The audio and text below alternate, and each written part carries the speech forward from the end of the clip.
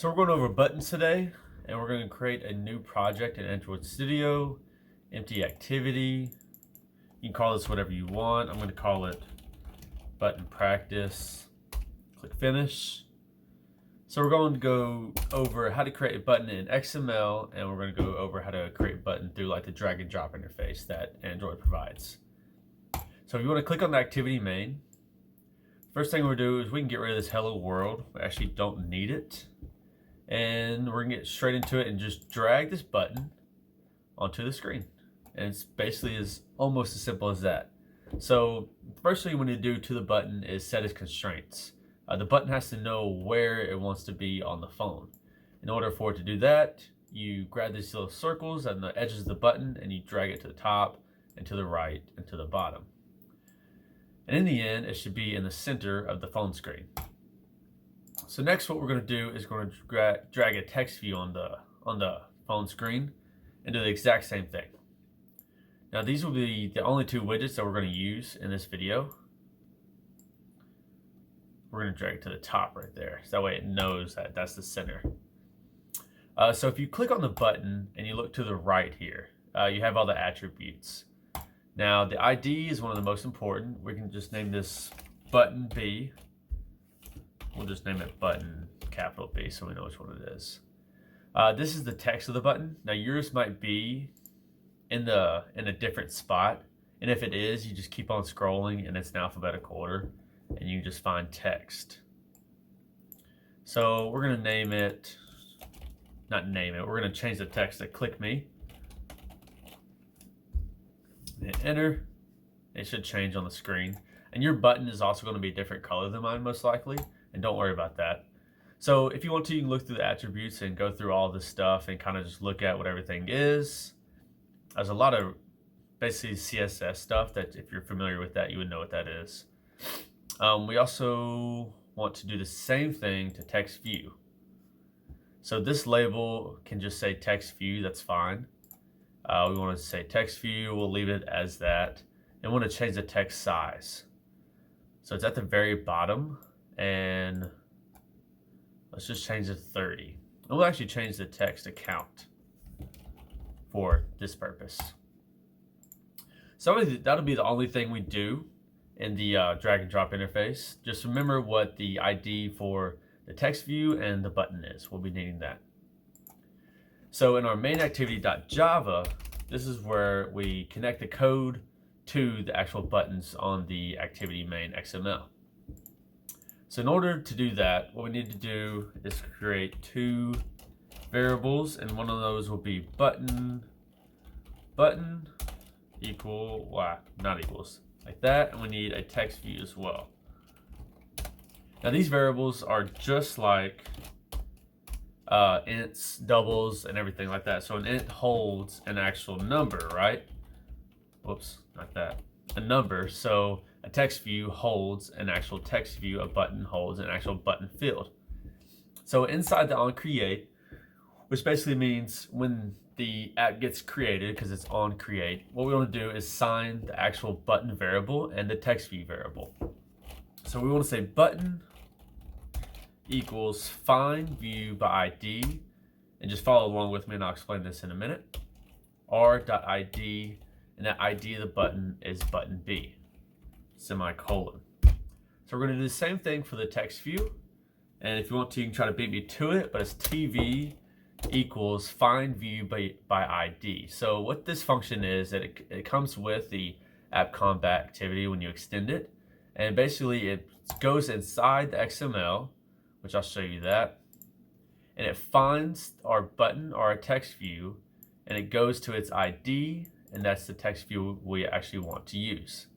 Same thing with, if you go to design, the text view, the ID is right there. That's the exact one we want to use. So it just connects it. So we'll do find view by ID, r.id.text view. Then we want to go inside the resources, find the IDs, and then find the specific ID that equals text view. So from here, we just need to do an on-click listener. So when we click on the button, it needs to do something, right?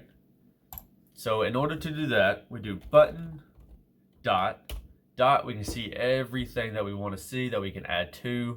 And what we want is on-click listener. And I'm sorry, set on-click listener. We just don't want it, we want to set it. So set on-click, and you can see it right there. So it's not just as simple as that. I wish it was. So if you do new, the view, you'll have this view.onClick listener, and if you hit it, it'll automatically create what you want. So this is the on-click, and this is what controls what happens when you click the button. So the only thing we want to do when we click the button is we want to increase the count by 1, which in order to do that, we do need an integer variable. So we can do int count, and we can go ahead and set this equals 0.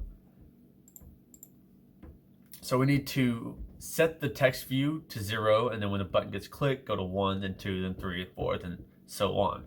So in order to do that, so on click, we want to tv.setText, which is our text view. Set text, and we want to do count plus that. So what that is just a concatenation. It makes that integer automatically a string variable. So if we got rid of that, this function actually wouldn't work. It would be an error. Well, I thought there was. It should be an error when it goes through. Maybe not. So we want to do that just in case, because we don't want to go through the errors. And then we want to do count plus plus. And if you don't know what count plus plus is, it's just basically saying count plus 1. That's all we're doing. We're just adding 1 to it every time. So that is basically it. And so we can actually run this right now, and I'll show you what it actually does. So what it should do is it should display count in the beginning. And when we click it, it should go to 0, 1, 2, and 3. I think it actually might. Yeah, it should start at 0.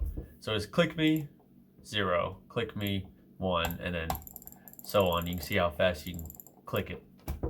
So we can actually exit that and go back. Okay, so we can actually leave this here and actually go into the XML and create the XML button. So in order to create a button through XML, it's similar to HTML and CSS. So if you want to, you can just click on this and you can get rid of it. There will be an error that'll pop up in here, but we can just keep that because it should go away. So in the top right here, you can go to code or split. I usually do split so you can see what you're doing through the XML. So if you look through here, we already have a text view. And if you highlight that, it'll show you what it is. So just like a text view has that right there, we're gonna do the same thing for a button. And it's this button right there. So we're gonna click it. And when you click it, it automatically gives you the width and the height. And what we wanna do is wrap content. Wrap content means whatever the words are, the letters you're putting inside, it wraps it around that. So wrap content, and just like you saw when we do the user interface, when we drag and drop, we need to set the ID. So the easy way to do this is just type ID, and Android ID will pop up. You can do Android and just do the whole thing, but if you just type ID, it's pretty smart. It knows what you want. So if you click it, so when you create the name for ID, you actually have to do @+ID to tell it's an ID. And we called it button B, I believe. I think that's right. Sorry. Button B. Cool. Yeah, we'll check that in a minute. But so the next thing you do is just like we did in the beginning, we need to set the constraints. It needs to go to the top, the right, the bottom, and left. So in XML, it's just a simple way to do that. It's the top of, the bottom of, the start of, and end of. You have no idea what I'm talking about right now, so we'll just go ahead and do it. So the top of the button, so we can do top of, and then you'll see it right here. So constraint top of to top of, and it's just going to be parent. And I'll explain more of this when we get done here. So we'll do bottom of to bottom of constraint. If I can find it here, right there, and it's going to be parent. And then start of, and as you can see to the right, it starts to move around, and I'll explain more on that. So start of to end of, so it's start of to start of. Parent, it should move again. And then end of to end of. Lot of ofs. And then parent as well, and it should move to the middle. So we did the exact same things we did last time. So we're going to zoom in here and I'll explain more what this means. Probably zoomed in too much there. But so, yeah, we'll zoom out. So the top of, what this means, it means to the top of the button to the top of the parent. And the parent is going to be the actual phone in this case. In some cases it's not, but in this case it is. So in the bottom of the button to the bottom of the screen are the parent. The start of is going to be to the left, the start of and to the start of the screen, which is to the left, and then the end of to the end of. So you kind of get it. It's kind of self-explanatory there. So the next thing we need to do is, just like we did, we need to set the text. So we type text like that, and we do click me again. And you can do anything you want. It doesn't have to be click me. And so that is actually all we need in the button. So in order to end it, you just do a / and then a less than symbol. Or is that? No, a greater than symbol. That's bad. So you want to do that, and then that is all you have to actually do. So if you wanted to, you could do the XML for the text view as well if you want to get rid of that and just practice. So that is going to be the same thing. You see the error went away because we did name the button B, and it finds the exact same thing in the exact same way. Oh, I misspelled it. Surprised I didn't catch myself the first time. So if we run it, it's going to do the exact same thing. Let it load. Boom. And let's go in, and let's say you didn't want that text view to say count at the beginning. You could just do set text right here, and you could set it to anything you want. You can set it just to nothing, and it say click me, and then it just pops up to be 0.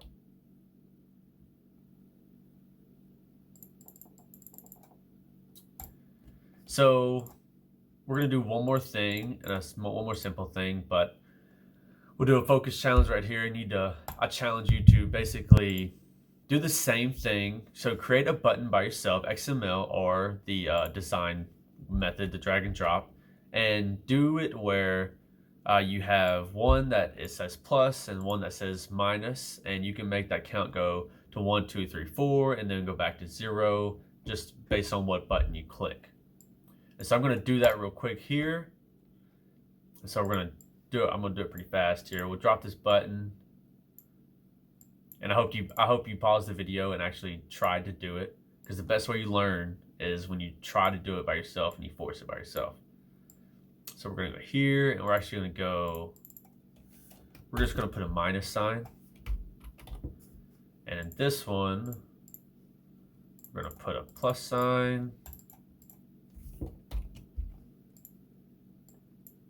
We're going to keep those beside each other. Now, don't forget, you do have to name the ID. Button 2, we'll just put button minus. We'll refractor. If that pops up, you can go ahead and click that.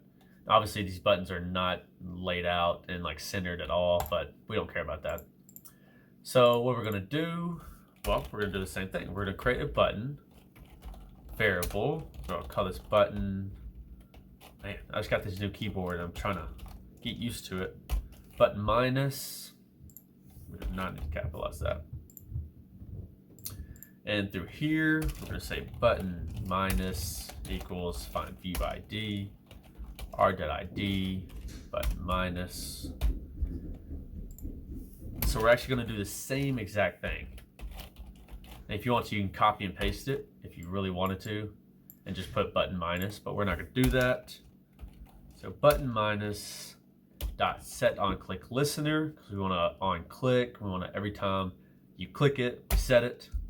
New view, and then click enter, and it should auto generate it for you. Now what do we need to do? We just need to do count minus minus, because when they click it, we need to subtract it first before we set the text, right? So tv.setText count, and I always do that just in case.